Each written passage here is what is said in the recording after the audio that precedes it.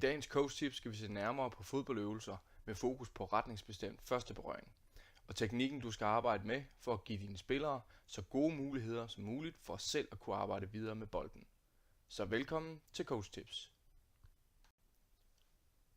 Høj kvalitet i pasningsspillet, første berøringer, koordination og balance er vigtige elementer i den form for fodbold, der spilles i dag. Den øvelse, vi skal se på i dag, er et eksempel på, hvordan man kan arbejde med spillerens teknik omkring retningsbestemt første berøring, også kaldet for en aktiv første berøring. Dermed giver dine spillere mulighed for at fordybe sig i teknisk træning, der vil gøre den bedre fodboldspillere. På CoachTips-bloggen kan du downloade den her øvelse som pdf lige til at printe og til at bruge til din næste træning. Du kan finde adressen til bloggen i beskrivelsen i teksten lige her under den her video. Og nu du er ved det, så husk også at abonnere på CoachTips-kanalen, så du ikke går glip af flere gode tips til din træning. Men lad os se lidt nærmere på øvelsen. Øvelsens opsætning gør den spilrelevant i forhold til at træne opspil og gennembrud på kanten. Øvelsen er relativt simpel, hvorfor den også kan bruges i en bred aldersgruppe, helt fra U8 op til U12, måske endda endnu højere op. Og den brede aldersgruppe kan opnås ved at den lige varierer en lille smule på sværhedsgraden af øvelsen. Øvelsens varighed er ca. 15 minutter. Selve opsætningen til øvelsen starter egentlig med, at man laver en målzone, her markeret med 4 gule kegler, hvor vi placerer et par spillere inde med hver sin bold. I modsatte ende af banen placerer vi 2 røde kegler sat op som en kegleport, hvor bag ved kegleporten placerer vi også et par spillere uden bold. Det næste vi mangler er at få placeret et par blå kegler ude på hver af kanterne, som er de kegler, som spillerne skal dirigere deres retningsbestemte første berøring ud imod og drible rundt om, når de aktivt dribler videre med bolden. Afstanden imellem den gule målzone og den røde kegleport kan varieres lidt afhængig af spillernes evne til at lægge en præcis aflevering. Den præcise aflevering er vigtig for at få kvalitet i øvelsen. Som I kan se her, har jeg 4 spillere i setup'et i den her øvelse. Der kan måske være 4 til 6 spillere i hver station. Har man flere spillere end det i stationen, så vil jeg anbefale, at man dublerer den og kører den med 2 stationer ved siden af hinanden. Som I også kan se, er der et mål sat her nede bag ved den gule målzone. Vi skal egentlig ikke bruge målet i øvelsens grundform, men vi kan senere variere øvelsen, så vi sætter afslutning på, og derfor så målets placering skal være nede bag målzonen, hvis vi ønsker den varians. Nu har vi opsætningen på plads, så lad os se, hvad øvelsen egentlig går ud på.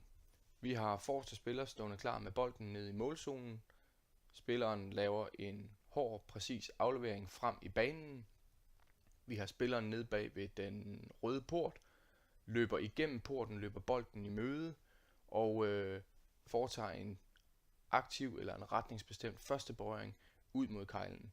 I det her tilfælde er det højre ben, vi modtager bolden med, og en retningsbestemt første berøring ud mod den blå kegle i højre side.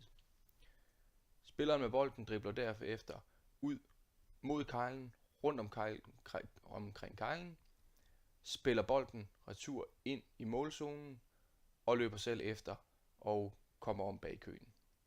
Imens den her retningsbestemte første berøring, dribleturen og afleveringen finder sted, så har den afleverende spiller op for målzonen løbet i modsatte ende og gør sig klar nede i bag de røde porte til at kunne være aktiv spiller.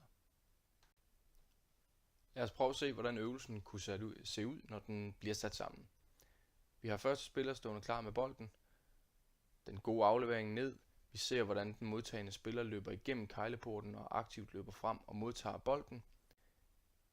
En aktiv første berøring.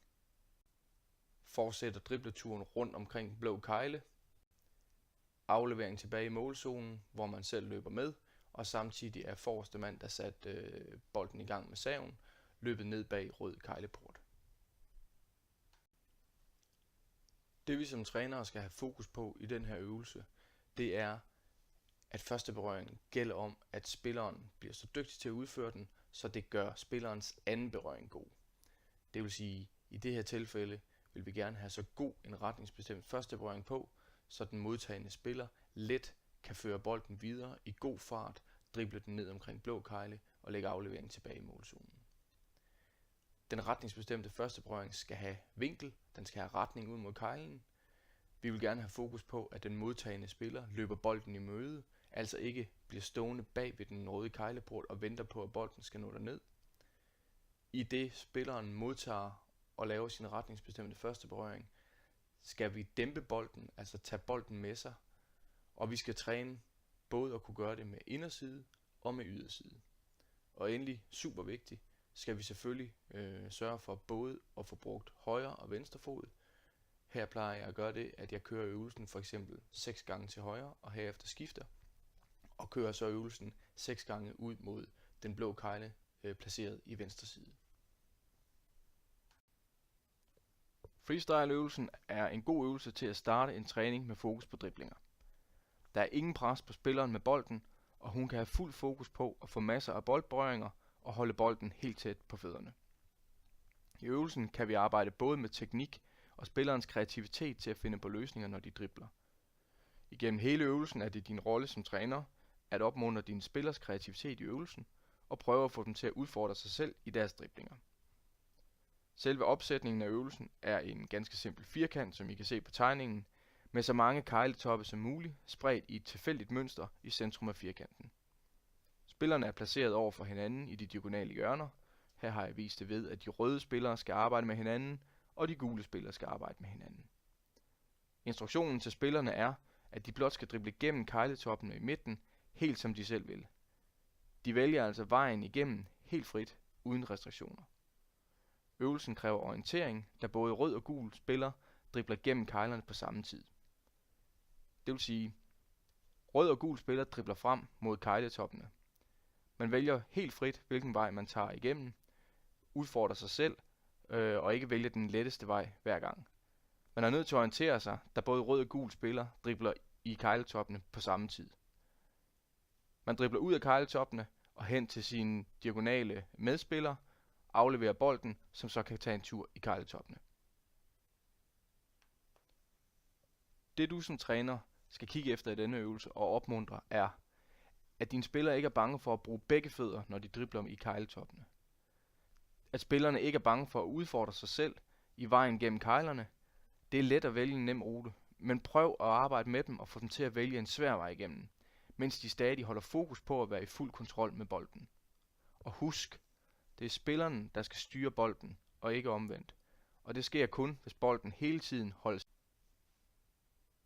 Det var øvelsen, du kan bruge til teknisk træning af retningsbestemte første berøringer, eller aktive første berøringer, om man vil.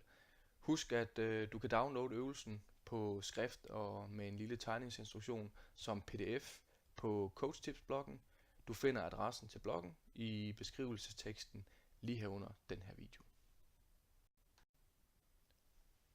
Tak fordi du kiggede med. Jeg håber du har fået god inspiration til at arbejde med den retningsbestemte første berøring med dine spillere. Og husk at abonnere på CoachTips-kanalen, så du ikke går glip af flere gode tips til din træning. Klik på den røde knap lige under den her video. God træning derude på banerne.